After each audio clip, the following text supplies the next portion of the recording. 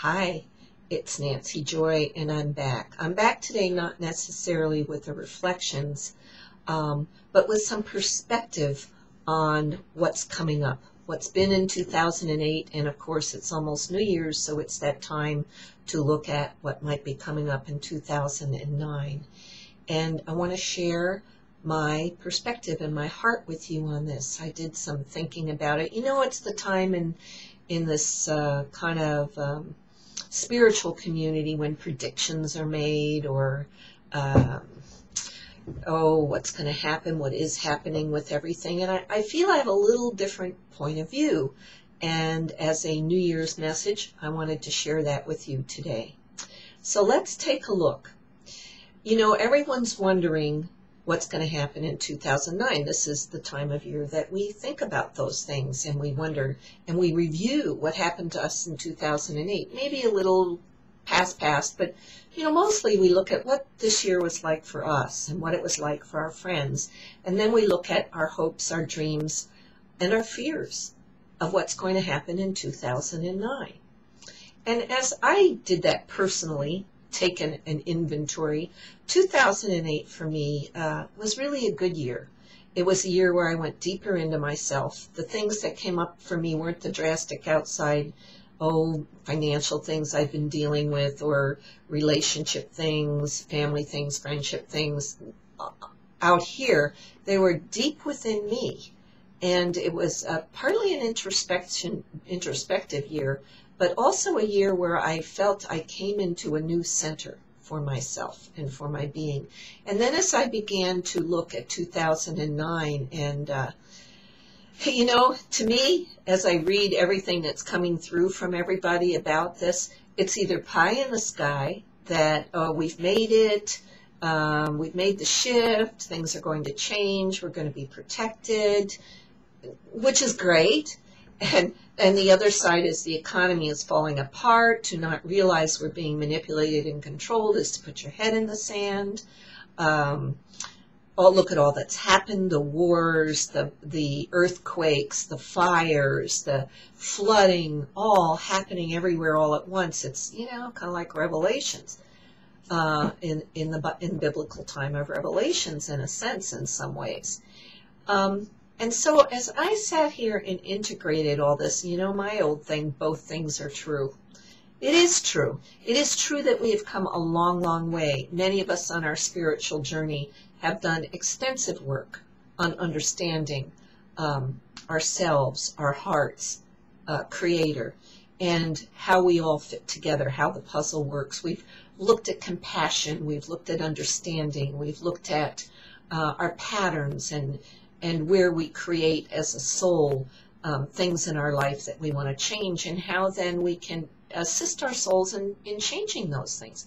We've done a lot of that, and it's all good, and it has all changed not only ourselves, but the templates and the grids in our world, and this is all wonderful and actually fills me with joy.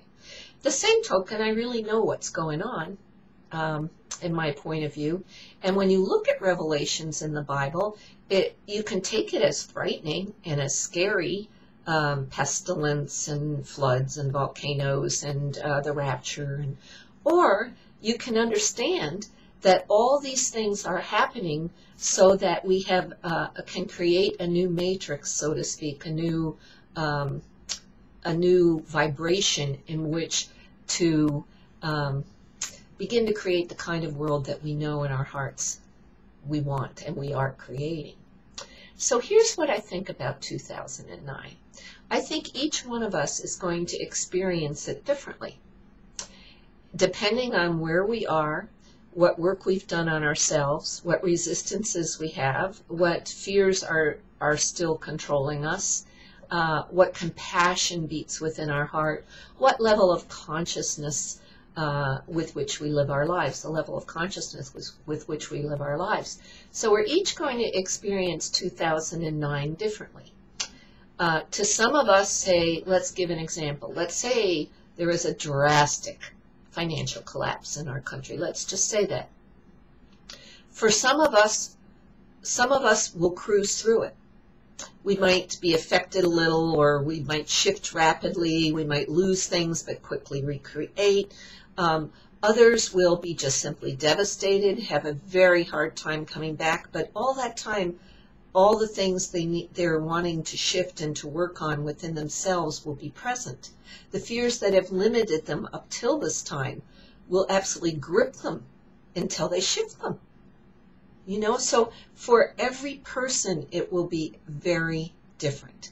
So I can't believe in making a huge forecast about the world in general or anyone's life in particular.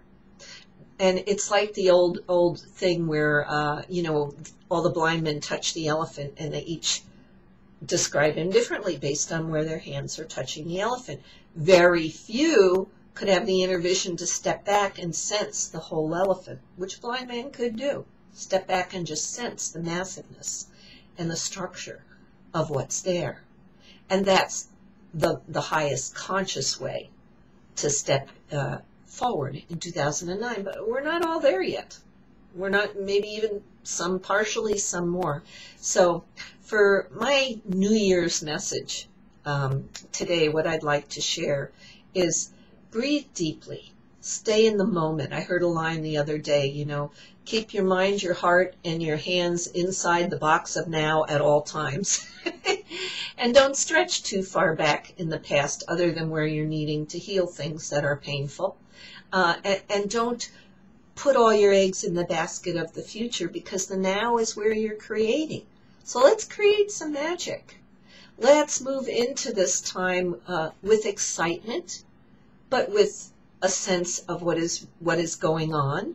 In other words, don't be in denial, be in acceptance, and expand with it. It's a time of real beauty blooming on the earth, because the beauty is blooming inside of our hearts for the first time in a very, very long time.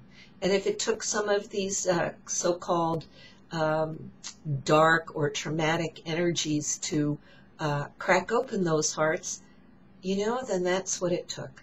So let's move into 2009 with a sense of knowing that within us is the ability to integrate anything that comes at us or to us or is created in our lives.